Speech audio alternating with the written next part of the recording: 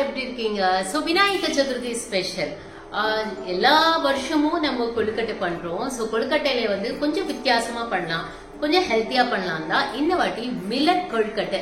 அதாவது மில்லட்ல பாத்தீங்கன்னா நிறைய வகைகள் இருக்கு. இது சொர்க்கம் அப்படிங்கிற ஒரு மில்லட். அதாவது பெண்களுக்கு ரொம்ப நல்லது அந்த மாவு. நீங்க அதை வந்து கஞ்சியாவும் பண்ணி குடிக்கலாம், இந்த மாதிரி வெரைட்டிஸும் பண்ணலாம். இட்லி மாவு தோசை மாவுலயும் சேர்க்கலாம், ரொம்ப நல்லா வரும். ஸோ அதோட மெயினா அதோட கன்சிஸ்டன்சி தாங்க ரொம்ப முக்கியம். அந்த உடம்புக்கு ரொம்ப ரொம்ப ரொம்ப நல்லது. இந்த சோயால சோள வகைகள் அதுல இது ஒண்ணு சேரும். ஸோ ஆனா மொத்தத்துல நல்ல ஹை புரோட்டீனான ஒரு கொழுக்கட்டை தான் இன்னைக்கு நான் செய்ய போறேன். ஸோ இதோட பூர்ணமும் ரொம்ப ஸ்பெஷலா இருக்கும். ஸோ ஆனா மொத்தத்துல ரொம்ப ஹெல்த்தியா விநாயகருக்கு நல்ல புஷ்குன்னு நல்ல ஸ்ட்ராங்கா நம்ம ஒரு கொழுக்கட்டை பண்ணி கொடுக்க போறோம். அண்ட் இது பாத்தீங்கன்னா இந்த ரெசிபில நான் உழவர் ஸ்டோர்ஸ் அப்படிங்கிற இதுல ஆன்லைன்ல தான் வாங்கினேன். நார்மலாவே உங்களுக்கு இந்த மாவு எல்லா இடத்துலயும் கிடைக்குங்க. உங்களுக்கு நார்மல் சூப்பர் மார்க்கெட்லயும் இதெல்லாம் கிடைக்கும். கம்ப்ளீட்டா இத பத்தி நீங்க கூகுள் பண்ணி பாருங்க. உங்களுக்கு இதோட நன்மைகள், அதாவது இந்த மாதிரி மில்லட்ஸோட நன்மைகள் எல்லாருக்கும் தெரியணும். அதுவும் குழந்தைங்களுக்கு, முக்கியமா கேர்ள் பேபிஸ்க்கு இதெல்லாம் கொடுத்து நம்ம வளர்த்தோம்னா ஒகேஷனலா கூட கொடுக்கலாம். பிளஸ் நம்ம ரெகுலர் இந்த மில்லட்ஸை வந்து ரெகுலர் பேசிஸ் இந்த மாவு வச்சு நீங்க வந்து ஒரு வாஃபிள்ஸ் கூட பண்ணலாம். ஸோ அந்த அளவுக்கு இந்த மாவு வந்து எல்லாத்துக்குமே பொருந்தும். அதோட டேஸ்ட் அதுதான் ரொம்ப முக்கியம். ஸோ இன்னைக்கு மில்லட் கொழுக்கட்டை, சொர்க்கம் மில்லட் கொழுக்கட்டை உங்களுக்காக இன்கிரீடியன்ஸை பாத்துருங்க. சொர்க்கம் புட்டிங் ஃபிளார், அதாவது பாத்தீங்கன்னா சொர்க்கம் அப்படிங்கிறது ஒரு மில்லட். இது ஒரு வகையான ஒரு மில்லட். இது சோள மாவு, சோள வெரைட்டில வருது. உடம்புக்கு ரொம்ப நல்லது, அதுவும் பெண்களுக்கு ரொம்ப நல்லது. அதனால இந்த மில்லட் பவுடர் பண்ண மில்லட் தான் நம்ம வாங்க போறோம். இது உழவர் ஸ்டோர்ஸ் அப்படின்னு இன்ஸ்டாகிராம்லயும் இருக்கு. நம்மளுக்கு ஆர்கானிக்கா நம்மளுக்கு ஃபார்ம்ல இருந்து கிடைக்கிற ஒரு விஷயம் இவங்களோட ஆன்லைன்லயும் கிடைக்கும். ஸோ நான் இவங்க கிட்ட தான் இந்த வாட்டி இதை வாங்கியிருக்கேன், ட்ரை பண்றேன், ரொம்ப நல்லா வந்துச்சு. அதனால தான் உங்களோட ஷேர் பண்றேன். இப்ப அடுத்தது பாத்தீங்கன்னா வெள்ளைப்பொடி, ஆர்கானிக் வெள்ளைப்பொடி, திரும்ப அவங்க கிட்ட தான் வாங்கினது. ஸோ அது 1 கப், துருவின தேங்காய் 1 கப், பச்சைப்பயிரை தான் பூர்ணத்துக்கு நான் யூஸ் பண்ண போறேன். ஸோ பச்சைப்பயிறு 1 கப் தண்ணியில 4 hours ஊற வச்சிருக்கேன். அண்ட் ஏலக்காய் ஒரு 4 ஏலக்காய் இந்த மாதிரி ஒடிச்சு வச்சிருக்கேன் பாருங்க. கூடவே நெய் எடுத்து வச்சிருக்கேன். நெய் இல்லைன்னா நல்லெண்ணெய் தாங்க யூஸ் பண்ணோம். அண்ட் இதெல்லாம் கூட நீங்க வந்து சுக்கு பவுடர் வந்து 1 பிஞ்ச் போடணுங்க. ஃபர்ஸ்ட் நம்மளோட பச்சை பயிரை ஒரு பாண்டியில வச்சு வேக வச்சு எடுத்துக்கலாம். சாரிங்க, குக்கர்ல வச்சு வேக வச்சு எடுத்துக்கலாம். இந்த தண்ணியே யூஸ் பண்ணலாம், இல்லைன்னா நீங்க நார்மலா வேற தண்ணி கூட எடுத்து யூஸ் பண்ணிக்கலாம். ஏன்னா பச்சை பயிருக்கு வந்து எந்த ஸ்மெல்லும் வராது. ஸோ அதை பத்தி நீங்க பயப்பட வேண்டாம். நல்ல ரொம்ப குழஞ்சிர நேரம் நம்ம ஊற வச்சதுனால ஒரு 3 விசில் வச்சா போதும். ஸோ இது கூடவே எப்பவுமே 1 பிஞ்ச் சால்ட் போடுவோம். அந்த சால்ட்டை வந்து நான் பச்சை பயிர்லயே போட்டுருவேன்.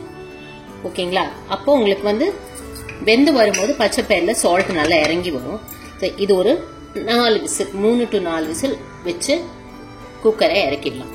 இப்போ ஒரு பாண்ட்லில என்ன பண்ண போறோம்னா, இப்போ 1 டம்ளர், இப்போ இதே டம்ளர்ல தான் நான் மாவு எடுத்து வச்சிருக்கேன். ஸோ இந்த 1 டம்ளருக்கு 1.5 டம்ளர் தண்ணி, மெஷர்மெண்ட் வந்து 1க்கு 1.5ங்க, 1.5 டம்ளர் தண்ணி விட்டு நல்லா கொதிக்க விட போறோம்.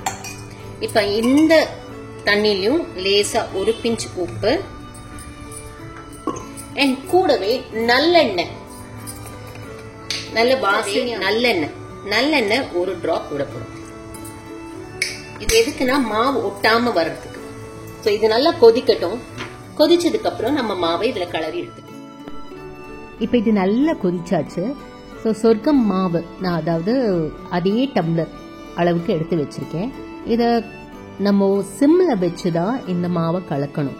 ஏன்னா டக்குன்னு கட்டி ஆயிடும். ஸோ அந்த கட்டிக்காம பாத்துக்கணும். பொறுமையா அதை எல்லாத்தையும் உடைச்சு விட்டு சிம்ல வச்சுக்கிட்டோம்னா ஈஸியா இருக்கும். நல்ல ஒரு கஞ்சி மாவு கன்சிஸ்டன்சிக்கு வந்துடும். பாருங்க, இந்த மாதிரி தான். இப்போ பாருங்க, எல்லா லம்சமும் எல்லாம் போயிடுச்சு. நல்லா அந்த குழகுழப்பு வந்துருச்சு.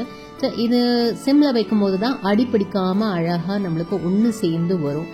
அண்ட் இது ரெகுலர் கொழுக்கட்டை மாவோட அதே பதம் தான். ரெகுலர் கொழுக்கட்டை மாவுல எப்படி நம்ம வந்து பண்ணுவோமோ அதே மாதிரி கிளறி விட்டுக்கிட்டே இருங்க. கொஞ்சம் சிம்ல வச்சு பண்ணுங்க. ஸோ நல்லா உங்களுக்கு பாண்ட்லி விட்டு ஒட்டாம வரும். ஸோ அந்த டைம் நம்ம ஆஃப் பண்ணி எடுத்து வச்சுக்கலாம். ஸோ அது வரைக்கும் கொஞ்சம் கிளறி விடுங்க.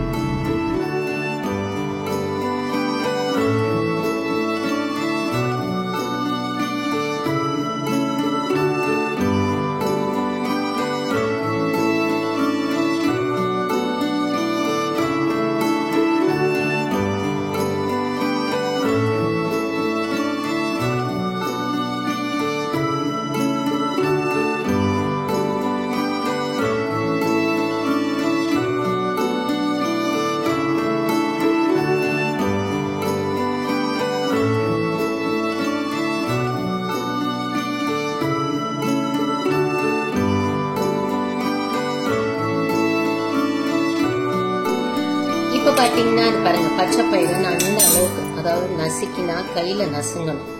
அதாவது உங்களுக்கு வந்து கடக்கடான்னு இருக்கக்கூடாது, பட் நசுக்கினா உங்களுக்கு இந்த மாதிரி நசுங்கணும். ஸோ இந்த மாதிரி வேக வச்சு எடுத்துக்கிட்டாச்சு. ஸோ அது ஒரு கப் நல்லா வேக வச்சு நான் என்ன பண்ணிட்டேன், வடிகட்டி எடுத்து வச்சுக்கிட்டேன். நோ எக்ஸ்ட்ரா தண்ணி எதுவும் இல்லாமல். ஸோ இது தேங்காய், இது கூட அந்த பூர்ண தேங்காய்.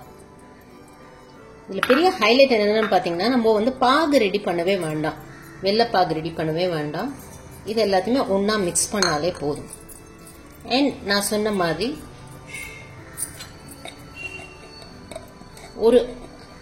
சும்மா ஒரு சிட்டிகை சுக்கு பவுடர் அண்ட் நல்ல ஒரு அரோமாக்காக 2 ஸ்பூன் நெய் விட்டுக்கோங்க.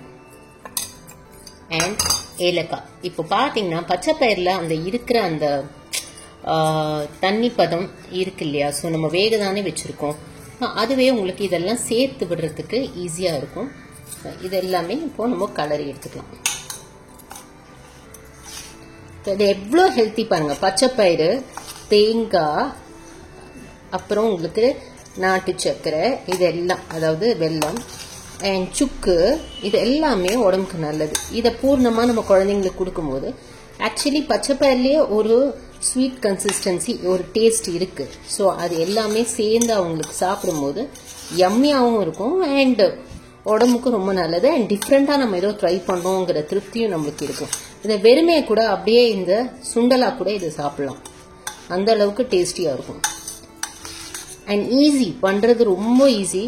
நீங்கள் மெனக்கெடவே வேண்டாம் இதை பண்ணுறதுக்கு. நல்லா இதை வந்து கலந்து விட்டாச்சு. இப்போ அவ்வளோதான், நம்மளோட மாவு இப்போ ஆற வச்சுருக்கோம். அதுவும் மாவு பார்த்தீங்கன்னா நல்லா ஊற விட்டு நல்லா மூடி வச்சு ஆற வைங்க. அப்போ ட்ரை ஆகாமல் நல்ல உங்களுக்கு கொழுக்கட்டை பிடிக்கும் போது அழகாக சேர்ந்து வரும். இப்போ பாருங்க, இந்த அளவுக்கு நல்ல கை அலம்பிட்டு இந்த அளவுக்கு நல்ல பாருங்க மாவு வந்து பெசீர அளவுக்கு வந்துருச்சு, கையில் ஒட்டாமல் வருது. இப்போ நம்ம கையில் இன்னும் ஒட்டாமல், அதுவும் நம்மளோட அந்த அச்சிலையும் ஒட்டாம வரும். ஓகேங்களா? அச்சில தான் பண்ண போகிறோம். எப்பவும் போல் ஃபஸ்ட்டு என்ன பண்ணலாம், ஒரு பிள்ளையார் பிடிச்சி வச்சிடலாம். கியூட்டா பிள்ளையாருக்கே பிள்ளையார் பிடிச்சி வச்சு தான் பண்ணணும். பாருங்க, இந்த அச்சில் தான் பண்ண போகிறேன். இப்போல்லாம் அச்சில் பண்ணுறது தான் ஃபேஷன் ஆயிடுச்சு. இதில் கொஞ்சம் எண்ணெய் தடவிக்கலாம். ஸோ அச்சிலையும் ஒட்டாமல் வரும் அழகா. ஆனால் ஏற்கனவே மாவு நல்ல பதத்தில் இருக்கிறதுனால உங்களுக்கு கையில் ஒட்டவே ஒட்டாது. அண்ட் ஒரு மெதுவான சூட்டில் தான் இருக்குது, ஆனால் நம்மளுக்கு கை வந்து சுடாது. ஸோ அந்த மாதிரி ஒரு பதத்தில் தான் நம்ம இதை வச்சு எடுக்க போகிறோம். ஓகேங்களா?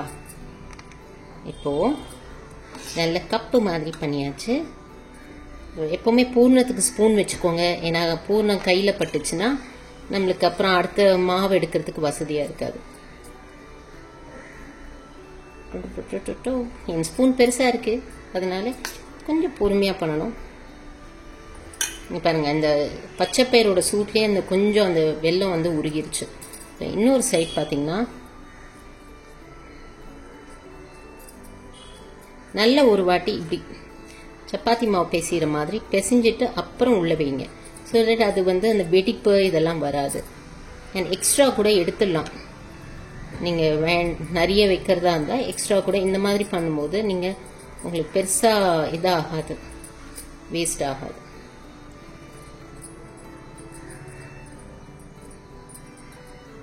அவ்வளோதான். ஃபர்ஸ்ட் பண்றவங்க கொஞ்சம் பொறுமையா பண்ணுங்க. அச்சு யூஸ் பண்றதுனால அஃப்கோர்ஸ் உங்களுக்கு வந்து இதா இருக்காது, ஈஸியா தான் இருக்கும். ஸோ லாக் ஆயினதுக்கு அப்புறம்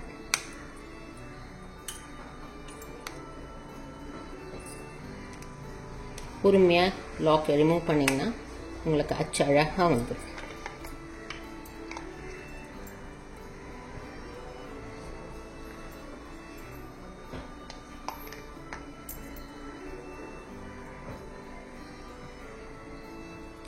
இந்த மாதிரி பிஞ்சா கூட பரவாயில்லைங்க, கையில கூட நீங்க அதை அந்த அச்சில் இருக்கிறத அழகா பிளெண்ட் பண்ணி, இதுதான் நம்ம பாட்டி அம்மாலாம் பண்ணுவாங்க. ஸோ அந்த பிளெண்ட் பண்றதும் நான் எப்படின்னு உங்களுக்கு இப்போ பாருங்க பண்ணி காட்டிட்டேன். ஸோ தட் நீங்க இந்த எண்ட்ஸ் எல்லாம் இதாகுதே அப்படிங்கிறதெல்லாம் பார்க்க வேண்டாம். அழகா கொழுக்கட்டை ரெடி. இப்போ உங்களுக்காக இன்னொன்னும் பண்ணி காட்டுறேன். ஸோ இந்த சைடில் இருக்கிறதெல்லாம் எடுத்துடலாம். திரும்ப கொஞ்சம் லேசா, ஏற்கனவே எண்ணெய் இருக்கும், லேசா தடவிக்கலாம். அச்சு பார்த்தீங்கன்னா நல்லா ஸ்ப்ரெட் பண்ணி அச்சை போட்டுருங்க. நல்லா இந்த சைட்லாம் கூட போடுங்க, உங்களுக்கு வந்து அப்போ ஒட்டி வரும். எக்ஸ்ட்ரா வேணும்னா அதை வந்து அப்புறம் நீங்க கொழுக்கட்டை ரெடி ஆனதுக்கு அப்புறம் அதை ரிமூவ் பண்ணிக்கலாம்.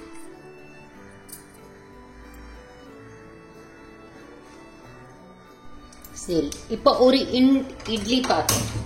இட்லி பாத்திரம் ஃபர்ஸ்டே நீங்க கொஞ்சம் ஒரு 5 minutes நல்லா தண்ணி ரெடி ஆகட்டும். ரெடி ஆனதுக்கு அப்புறம் தான் நீங்க இந்த கொழுக்கட்டையை வேக வைக்கணும். ஸோ ஃபர்ஸ்ட் ரெடி ஆயிட்டோங்க. அண்ட் கொழுக்கட்டை தண்ணி படாம வரணும்னா ஃபர்ஸ்ட் என்ன பண்ணணும், நடுவில் ஒரு தட்டு ஃபர்ஸ்ட் வச்சிருங்க. ஸோ பொறுமையா ஒரே ஈடில் எல்லாத்தையும் பண்ணி முடிக்கணும்னு இல்லாம நீங்க ஒரு ஈடா நீங்க பண்ணும்போது அது வந்து கொழுக்கட்டை தண்ணி படாம அழகா ட்ரையா வரும். இப்போ இட்லி பாத்திரம் நல்ல தண்ணி உள்ள கொதிக்குது. இப்போ நம்ம செஞ்சு வச்சிருக்கிற மில்லட் கொழுக்கட்டை, சொர்க்கம் மாவு கொழுக்கட்டை சொர்க்கம் மாதிரி இருக்க போகுது.